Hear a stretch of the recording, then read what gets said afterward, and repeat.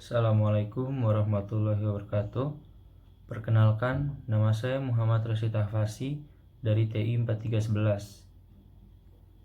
Pada kesempatan kali ini, saya akan menjelaskan tentang GDP. GDP juga disebut Produk Domestik Bruto atau PDB, merupakan salah satu indikator untuk mengukur kondisi perekonomian suatu negara.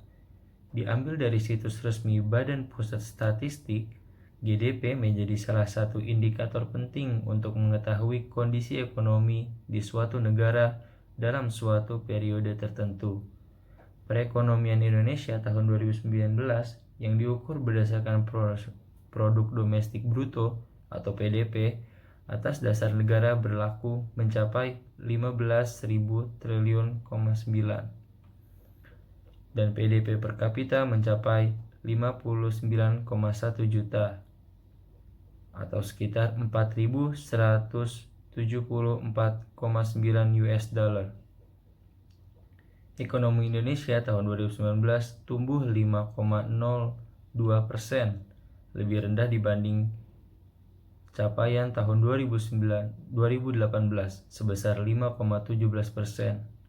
Dari sisi produksi, pertumbuhan tertinggi dicapai lapangan usaha jasa lainnya sebesar 10,55%. Dari sisi pengeluaran, pertumbuhan tertinggi dicapai oleh komponen pengeluaran konsumsi lembaga non-profit yang melayani rumah tangga PKLN PRT sebesar 10,62%. GDP adalah jumlah nilai tambahan atas barang dan jasa yang dihasilkan oleh berbagai unit produksi di wilayah suatu negara dalam jangka waktu tertentu, dan biasanya dalam jangka waktu 1 tahun.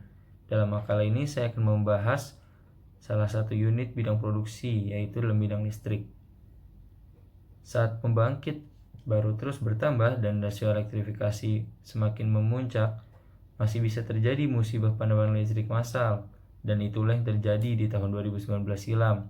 Kejadian ini menimpa Pulau Jawa dan DKI Jakarta, kawasan berkali-kali yang ditegaskan oleh PT PLN Persero memiliki cadangan listrik yang berlimpah dan disokong dengan sistem kelistrikan yang handal.